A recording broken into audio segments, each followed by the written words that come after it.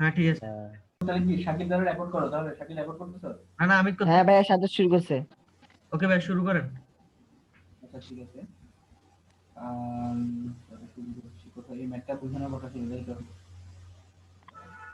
আচ্ছা, এখানে কি বললাম যে কোন একটা এ এবং বি মাধ্যমে, তাহলে এ বড় নাকি বি বড় সেটা আমরা জানি না। যখন পার্থক্য কোনো কিছু দেওয়া থাকে, পার্থক্য যখন কোনো কিছু দেওয়া থাকে তখন আমরা বুঝি না যে এ বড় নাকি হচ্ছে বি বড়।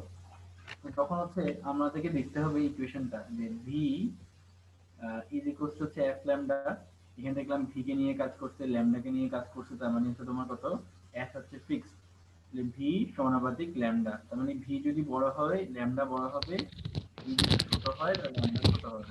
তাহলে আমরা দেখলাম এখানে দেখো তো 340 বড় নাকি 300 বড়?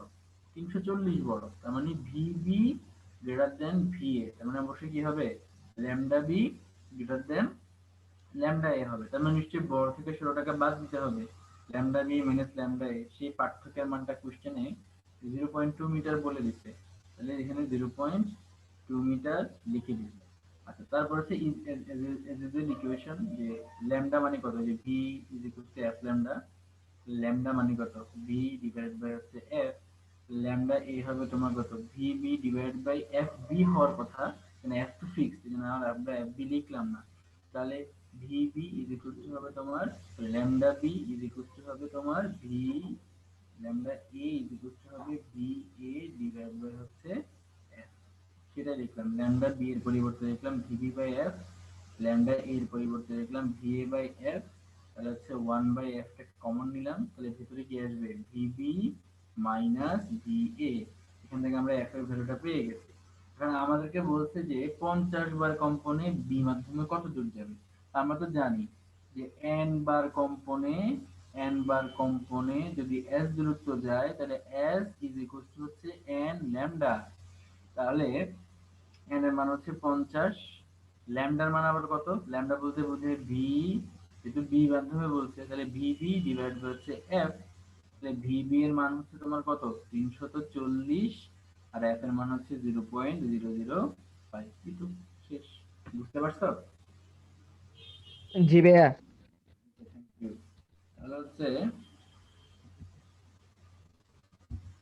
দেখো 2 নাম্বারটা দেখো, ধরুন 2 নাম্বার, ধরুন 2 নাম্বার বলছে কোন মাধ্যমে 300 হার্টজ কম্পাঙ্ককে 400 হার্টজ করার কারণে তরঙ্গ দৈর্ঘ্য 1 মিটার কমে গিয়েছে, শব্দের গতিবেগ কত হবে। তার মানে দেখো কোশ্চেন খেয়াল করছো, মজার একটা কোশ্চেন করছে, কি বলছে যে কম্পাঙ্ককে, ফ্রিকোয়েন্সি 1 এর মান হচ্ছে তোমার কত, 300 হার্টজ, আর 300 হার্টজ, আর ফ্রিকোয়েন্সি 2 এর মান হচ্ছে তোমার কত, 400 হার্টজ।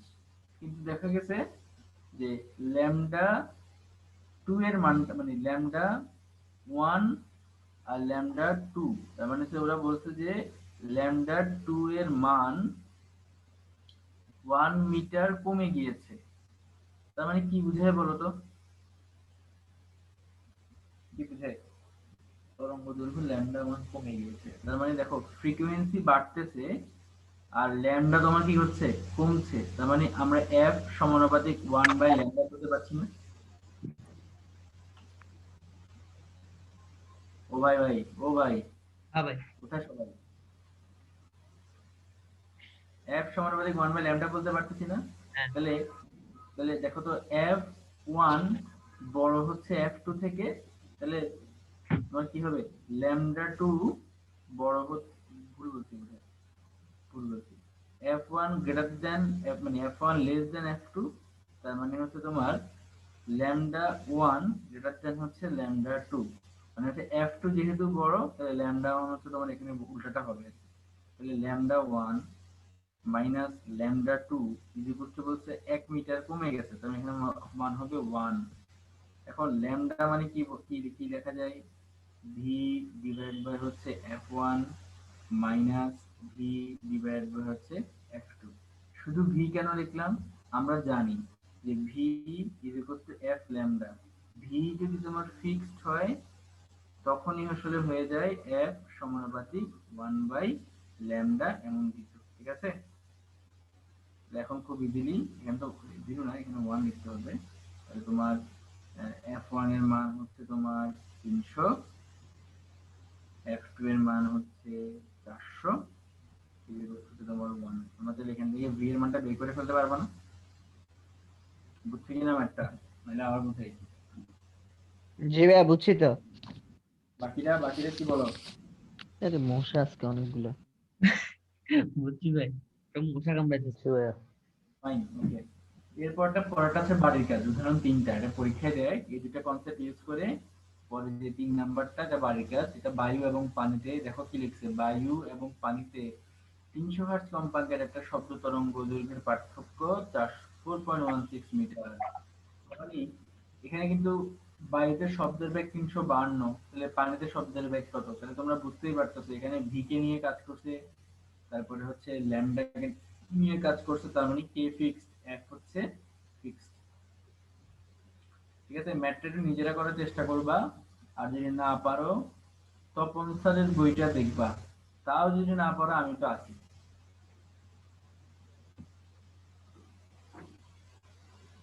আচ্ছা, এখানে যে শব্দ তরঙ্গ দৈর্ঘ্যের পার্থক্য 4.16 মিটার বলছে, বলতো কোন মাধ্যমে শব্দের বেগটা বেশি? কেউ বলতে পারবা? শব্দের বেগ কঠিনে না? হ্যাঁ, কঠিনে সবচেয়ে বেশি, এরপর হচ্ছে তরলে, এরপর হচ্ছে তোমার বায়বীয় বা বায়ুতে। ঠিক আছে, আচ্ছা ম্যাটা করে দিই, আমরা আটকে যাবো। ম্যাটা করে দিই। ঈদের সময় বাসায় পড়াশোনা হয়? জি ভাইয়া। আজমান হৃদয়। পড়লে তোমারই লাভ, বুঝছো? সবার জন্য পড়লে লাভ। আচ্ছা, এখন এখানে বলতে যে বায়ু এবং পানি মাধ্যমে তরঙ্গ দৈর্ঘ্যের পার্থক্য, তাহলে নিশ্চয়ই দেখো এখানে এফ হচ্ছে ফিক্স, তোমরা নিজেরা দেখছো 300 হার্টজ কম্পাঙ্ক বলেই দিচ্ছে, তাহলে এফ হচ্ছে তোমার কত? ফিক্স। আমরা জানি এফ যদি ফিক্সড হয় তাহলে ভি সমানুপাতিক হয় তোমার কি? ল্যামডা। তার মানে হচ্ছে যদি ভি, যেহেতু ভি শব্দ মাধ্যমের ব্যাগ কোথায় বেশি? শব্দ মাধ্যমের ব্যাগ বায়ুর তুলনায় পানিতে বেশি, তাহলে ওয়াটারের মান, ওয়াটারের শব্দের ব্যাগ যদি এয়ারের শব্দের ব্যাগ থেকে বেশি হয়, তাহলে ওয়াটারের তরঙ্গ দৈর্ঘ্য নিশ্চয়ই এয়ারের তরঙ্গ দৈর্ঘ্য থেকে বেশি হবে, যেহেতু সমানুপাতিক সম্পর্ক।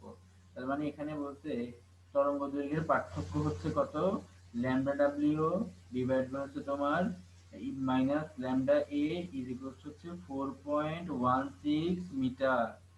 আমরা ল্যামডার পরিবর্তে কি লিখতে পারবো? V W divide by F, V A divide by হচ্ছে এফ ইজ ইকুয়ালস টু হচ্ছে 4.16। আমরা চাইলে এখানে 1 বাই এফ কমন নিতে পারি। ভি ডাব্লিউ, দেখো তো আমাকে বায়ুতে শব্দের বেগ বলে দিছে, তার মানে হচ্ছে কত? 352 ইজ ইকুয়ালস টু হচ্ছে 4.16। আমাকে এফ এর মানটা বলে দিছে না, এফটা যদি এখানে গুণ করে দিই তাহলে V W minus 352 416 into F এর ভ্যালু কত বলে দিছে? এফ এর ভ্যালু বলছে 300 হার্টজ।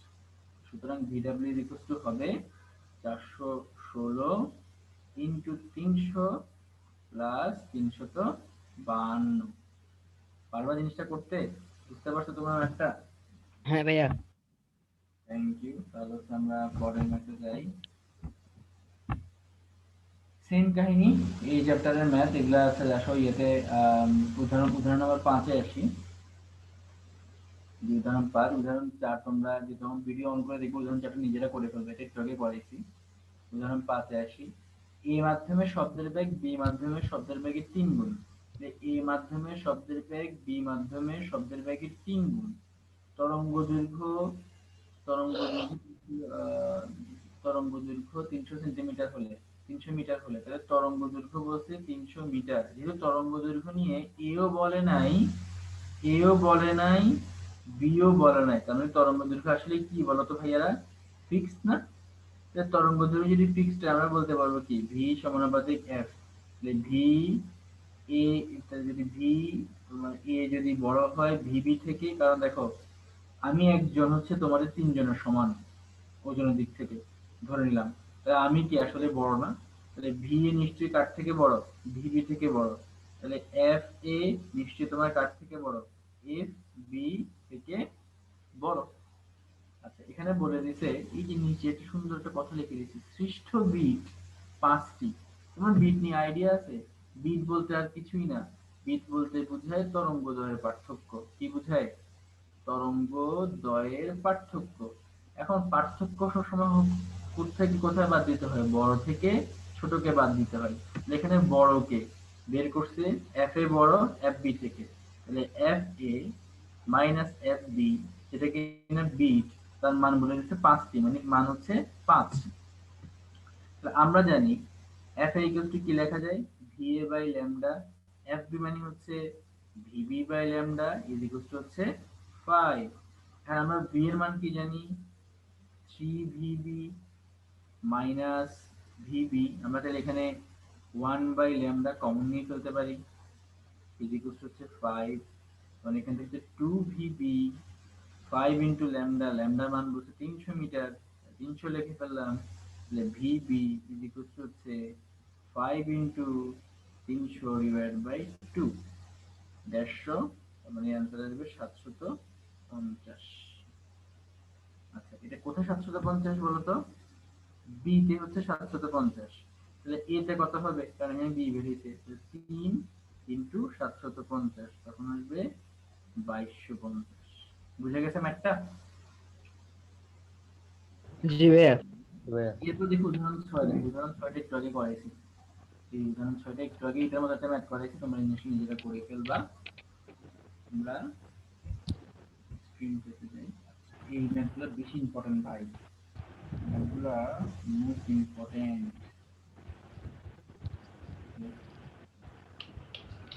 এখন হচ্ছে এখানে আমি আসলে অনেক কিছু বলার আছে তোমাদেরকে এই জায়গাটায়, আমি বলতে একটু দাঁড়া দেখি একটা কোশ্চেন মনে তুলতে।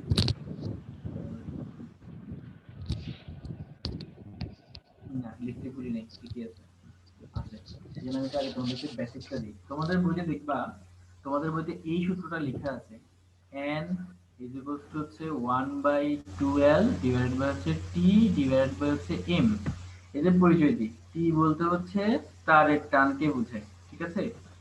তারপরে এল বলতে তারের লেংথ বা তারের দৈর্ঘ্যটাকে বোঝায়।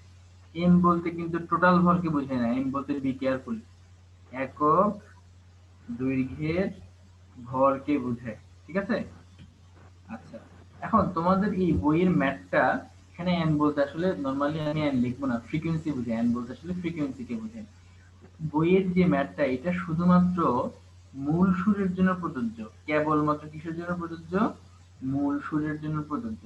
এখন টিচাররা তো এত সহজ সরল না, ওরা তো সবসময় শুধু মূল সুর দিবে না, অন্য সুরও দিবে। এই জন্য এফ ইজ ইকুয়ালস টু, আমি এখানে একটা জিনিস দিয়ে লিখবো, এল ইজ ইকুয়ালস টু, এখানে হচ্ছে আমি আহ জিনিস লেখা যায়, এখানে হচ্ছে আমি এন বলে একটা জিনিস লিখলাম, N divided by T by mu, ঠিক আছে? T by N. এখন এই এন এর মানটা সবসময়, এখানে সবসময় এন এর মানটা কি 1 হবে নাকি 2 হবে নাকি 3 হবে, কখন 1 হবে, কখন 2 হবে, কখন 3 হবে, এই জিনিসগুলো হচ্ছে খুব ইম্পর্টেন্ট ভাই, তোমাদেরকে একটু বুঝাই, একটু দেখো, বুঝাবো না, জাস্ট বলে দিব কখন কি হবে। যদি তোমাদেরকে বলে কোশ্চেনে যে, যদি কোশ্চেনে বলে একটি সুস্পন্দ বিন্দু, একটি সুস্পন্দ বিন্দু তৈরি হয়েছে, তাহলে তোমরা এখানে n এর মান বসাবা 1। তার মানে যদি দুইটা সুস্পন্দ বিন্দু তৈরি হয়েছে বলে, তোমরা n এর মান কত বসাবা? 2 বসাবা। আচ্ছা যদি বলে এখানে প্রথম হারমোনিক তৈরি হয়েছে, হারমোনিক, প্রথম হারমোনিক্স তৈরি হয়েছে, তখনও n এর মান বসাবা 1। যদি বলে দ্বিতীয় হারমোনিক তৈরি হয়েছে, তখন n এর মান বসাবা 2। আচ্ছা একটা কোশ্চেন করি তোমাদেরকে, তোমরা কি হারমোনিক সম্পর্কে জানো?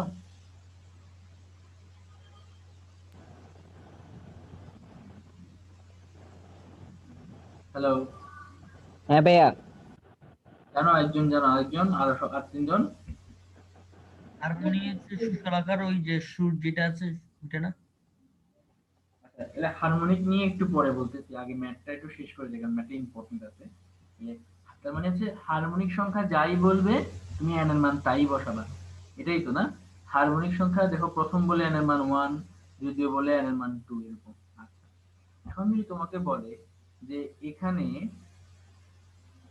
তিনটি লুপ তৈরি হয়েছে বা তিনটি লুপ তৈরি হয়েছে, এরকম কথা থাকে যে তিনটি লুপ তৈরি হয়েছে, তখন তুমি n এর মান বসাবা 3। তার মানে 100টি লুপ তৈরি হলে তুমি n এর মান বসাবা কত? 3। মানে আমার কথা এতক্ষণ যা যা বললাম, তোমাকে যদি কখনো সুস্পন্দ বিন্দুর সংখ্যা বলে দেয়, তুমি n এর জায়গায় সুস্পন্দ বিন্দুর সংখ্যা বসাবা। তোমাকে যদি হারমোনিক বলে দেয়, ওখানে তুমি হারমোনিকের সংখ্যাটা বসাবা। তোমাকে যদি লুপ বলে দেয়, ওখানে তুমি কি বসাবা? লুপটা বসাবা, তাই তো?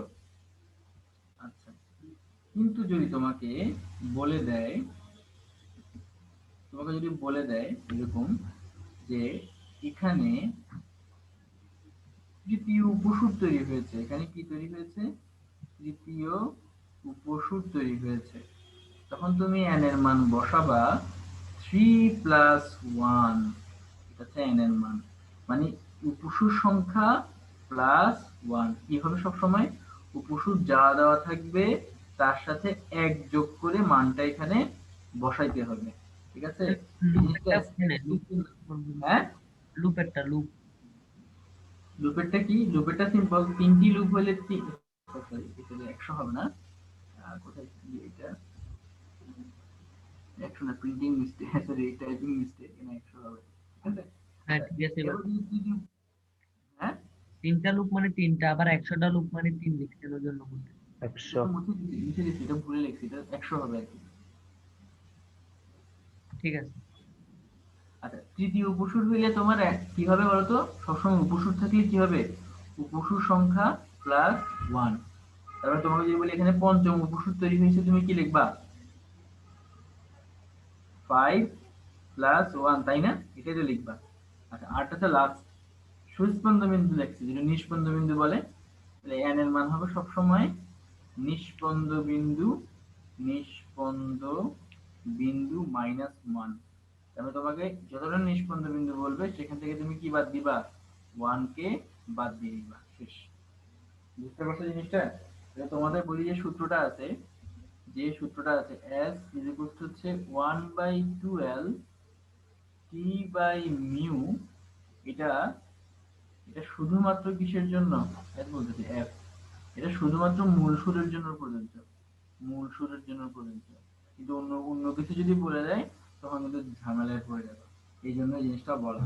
যেমন দেখো এটার সাথে মিল রেখে আমি একটা ম্যাথ এখনই করে দিচ্ছি। এখানে যে প্রথম ম্যাথটা দেখতেছো কি লিখছে? আহ, একটি তারের ভর 3 গ্রাম, দৈর্ঘ্য 60 সেন্টিমিটার, তারটিকে কত বল দ্বারা টান দিলে আর কম্পনের সৃষ্ট প্রথম উপসুরের কম্পাঙ্ক 200 হার্জ হবে? আচ্ছা, আগে সূত্রটা তো লিখি।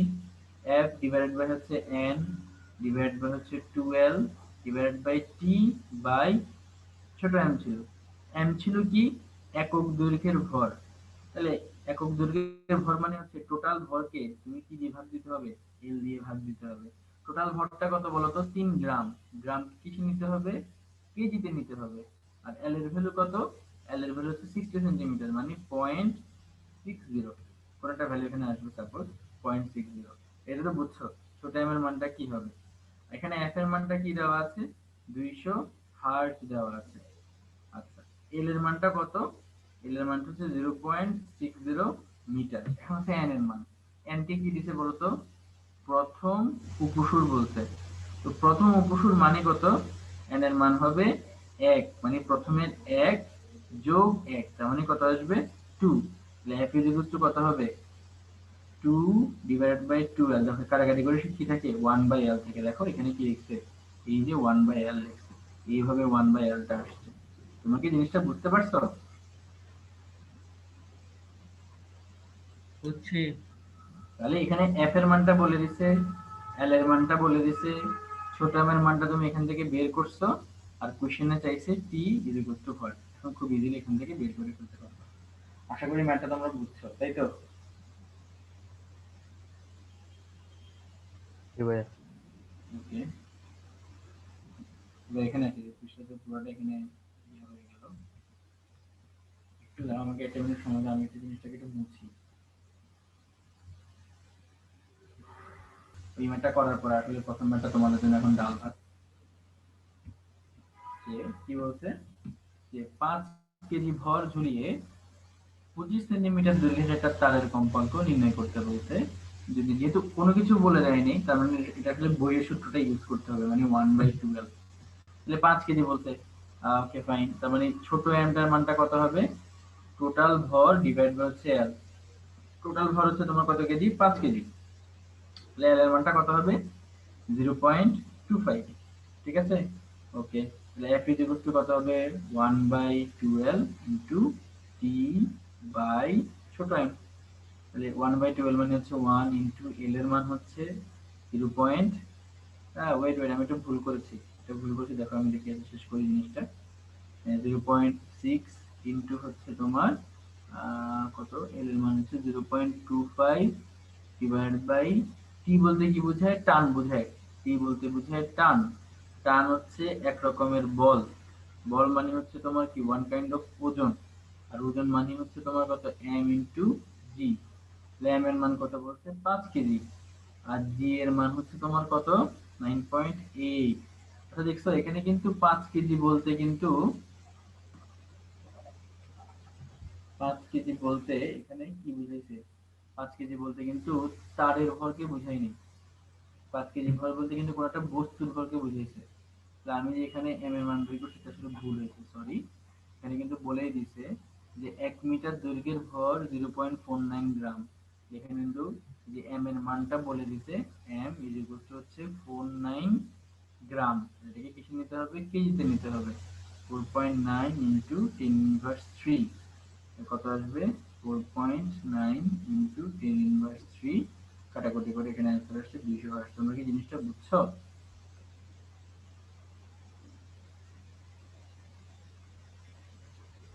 হ্যালো জি ভাইয়া। সবাই, সবাই বুঝছো? জি জি, বুঝছি ভাইয়া। এই ভুলটা করবা না, এই ভুলটা হয়তো বা করছি, ভালো হয়েছে, তোমরা যেন ভবিষ্যতে না করো।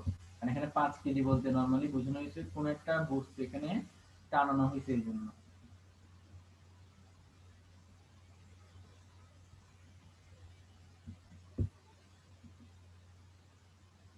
আচ্ছা, এখন পরের ম্যাটটা দেখি। পরের ম্যাটটা বলতে কি যে 200 সেন্টিমিটার দীর্ঘ একটা তার কোন একটা সুরশলাকার সাথে ঐকতানে আছে। ঐকতান মানে হচ্ছে ওই তারটার ফ্রিকোয়েন্সি বা কম্পাঙ্ক যা, ওই সুরশলাকার কম্পাঙ্কটা তোমার কি তা। বলছে টান যদি আমি কি করি? দ্বিগুণ করি, তো ঐকতানে আনতে কত দৈর্ঘ্যের প্রয়োজন হবে? ভালো কথা। তার মানে আসলে এখানে কি same? Frequency is equal to frequency, মানে ফ্রিকোয়েন্সি অফ তার is equal to frequency of সুরশলাকা। দুইটাই তোমার কি? দুইটাই হচ্ছে তোমার সেম। কিন্তু এখানে কাকে নিয়ে কাজ করছে? টানকে নিয়ে কাজ করছে, মানে টি কে নিয়ে ঝামেলা করছে। আর দৈর্ঘ্য মানে হচ্ছে এল কে নিয়ে ঝামেলা করছে। তাহলে দেখতে হবে যে ফ্রিকোয়েন্সি যখন ফিক্স থাকে তখন টি আর এল এর মধ্যে সম্পর্ক কি। একটা জিনিস খেয়াল করো, এফ ইজ ইকুয়াল টু কি ছিল? n by 12 root over T by কি ছোট m। সব কনস্ট্যান্ট ওই পাশে নিয়ে যাবে। এখানে এই টি ছাড়া আর এল ছাড়া যেহেতু বাকি অন্য অন্য কারো কোনো কথা বলে নাই, তাহলে অন্য সবাই এখানে কনস্ট্যান্ট। এখানে এমও কনস্ট্যান্ট, এখানে টু ও কনস্ট্যান্ট, এখানে এনও কনস্ট্যান্ট, এখানে এফ তো কনস্ট্যান্টই। তাহলে এখানে আমরা লিখতে পারি root T divided by L is equal to হচ্ছে কনস্ট্যান্ট। কারণ এই রুটটিকে উপরে রেখে আর এলটাকে নিচে রেখে বাকি সবাইকে ওই পাশে পাঠিয়ে দিচ্ছি, আর ওই পাশটা পুরোটাই হচ্ছে কনস্ট্যান্ট। তাহলে বলতে পারবো যে রুটটি সমানুপাতিক হচ্ছে এল। তার মানে এটা বলতে পারবো L2 divided by L1 is equal to হচ্ছে T2 ডিভাইডেড বাই হচ্ছে T1। কোশ্চেনে বলছে টানটাকে দ্বিগুণ করছে, তাহলে T2 ইজ ইকুয়াল টু হচ্ছে কত? T2 হচ্ছে তোমার 2T1। T2 এর জায়গায় বললাম 2T1 ডিভাইড বাই হচ্ছে T1 রুট ওভার T1 কাটাকাটি। তাহলে L2 ইজ ইকুয়াল টু কত হবে? √2 ইনটু L1। আমরা জানি √2 এর ভ্যালু হচ্ছে 1.41 ইনটু L1। তাহলে কত দৈর্ঘ্যের প্রয়োজন হবে? যে দৈর্ঘ্যের প্রয়োজন হবে আগেরটা থেকে পরেরটা বাদ, L2 minus L1 1.41 1.41 into L1 minus L1 0.41 into L1। কোশ্চেনে L1 এর মান কত সেন্টিমিটার দেওয়া আছে? 20 সেন্টিমিটার দেওয়া আছে বা এরকম কিছু একটা। তো দেখবা তুমি যদি গুণ করে দেখো ওই যে 28.28 সেন্টিমিটারটা আসবে। বুঝতে পারছো জিনিসটা?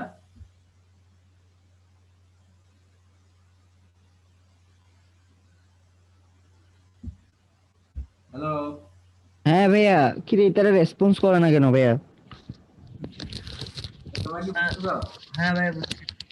হ্যাঁ হ্যাঁ তাহলে এখানে পুরো বড় ম্যাথ থেকে আমি ছোট একটা কথা বলে দিই, সেটা হচ্ছে এই ছোট কথা হচ্ছে এরকম, যদি f ফিক্স থাকে তখন হচ্ছে রুট টি সমানুপাতিক l। এটা যে মনে রাখতে পারবা তার জন্য ম্যাথটা করা একবারে ইজি, কারণ এই সম্পর্ক প্রতিপাদন করতেই আমার কি বেশি সময় খেয়ে গেছে। তাহলে এই সম্পর্ক প্রতিপাদন করতে পারলে তুমি এই জিনিসটা জেনে যাবা, আর জিনিসটা জানতে পারলে তোমার কি হবে, অ্যান্সারটা কারেক্ট হয়ে যাবে। বুঝতে পারছি? পরের ম্যাথটা ঠিক সেম। দেখো পরের ম্যাথটা হচ্ছে কি বলছে, যে 1 মিটার লম্বা একটা কম্পমান তার 40 নিউটন বল দ্বারা টান অবস্থায় 320 হার্জ কম্পাঙ্কের একটা সুষলাকার সাথে ঐকতানে হয়। তার মানে ওই ওই সুষলাকার কম্পাঙ্ক যেহেতু 320 হার্জ, এই তার তার সাথে ঐকতানে আছে, মানে এই তারের কম্পাঙ্ক 320 হার্জ। অর্থাৎ টান পরিবর্তন করে 20 নিউটন করা হয়েছে। তার মানে এটা হচ্ছে তোমার T2 বলে দিছে, এটা তোমার T1 বলে দিছে। তাহলে তবে দৈর্ঘ্যকে কিরূপ পরিবর্তন করলে সুষলতার সাথে ঐকতানে আসবে? এই সেম ম্যাথ না? কারণ ঐকতার মানে ফ্রিকোয়েন্সি ফিক্সড, ফ্রিকোয়েন্সি ফিক্সড মানে হচ্ছে রুট টি সমানুপাতিক এল। তাহলে আমরা জানি L2 by L1 equal to হচ্ছে T2 বাই T1। এখানে তো বলেই দিলাম, একটা হচ্ছে 20, একটা হচ্ছে তোমার কত 40, এটা হচ্ছে তোমার 1 বাই রুট 2।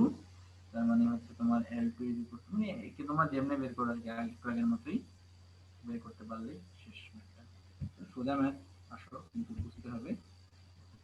তারপর হচ্ছে তোমার কোন একটা সনোমিটারের, যে কোন একটা সনোমিটারের তার, কোন একটা সনোমিটারের তার নির্দিষ্ট বল দ্বারা টান দেওয়া আছে।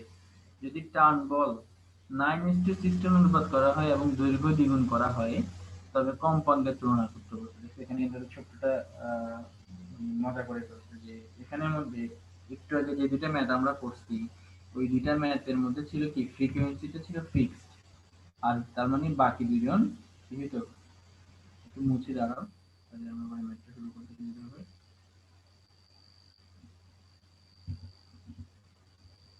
এই সাজ্জাদ দেখো তো আর কয়েক সেকেন্ড কয় মিনিট আছে ওখানের মধ্যে?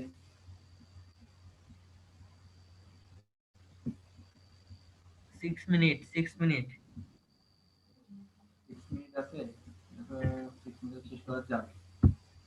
দেখি দেখো, যখন ফ্রিকোয়েন্সি ফিক্স থাকে তাহলে f ইজ ইকুয়াল টু হচ্ছে n বাই f1 যদি হয়, যেহেতু এখানে দৈর্ঘ্যের কথা বলছে, দেখো ম্যাথটা একটু যদি দেখো, ম্যাথটা যদি একটু দেখো, এখানে কিসের কথা বলছে দেখো। এখানে সলিমিটার তার নির্দিষ্ট বল দ্বারা টান নেওয়া আছে।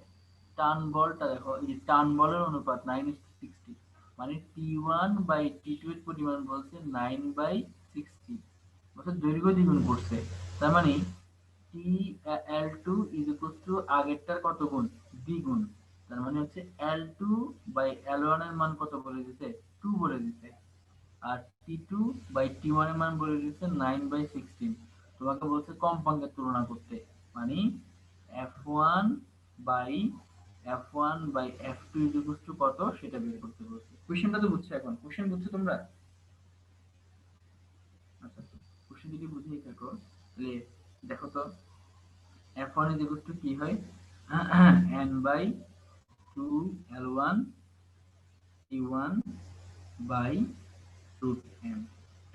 আর F2 ইজ ইকুয়াল টু কত হয়, কারণ যেহেতু শুধু এদিকে চেঞ্জ করছে, n by 2 L2 T2 divide by হচ্ছে রুট m। যদি ভাগ করে ফেলো তাহলে F1 বাই F2, নিচে থাকবে ভাগ করার পর নিচে থাকবে L1, এখানে যাবে তোমার কত L2, আর এখানে যাবে তোমার T1 এখানে যাবে তোমার T2। দেখো L2 বাই L1 এর অনুপাত কত? 2:1, তাহলে 2 আর এখানে লিখি 2 আর √T2/T1 এর অনুপাত হচ্ছে 9/16। এই কত হবে? 2 ইনটু 3 3 9 4 4 16, তার অ্যান্সার হচ্ছে 3/2। তার মানে F1 অনুপাত F2 হচ্ছে 3:2। জিনিসটা কি বোঝা গেছে?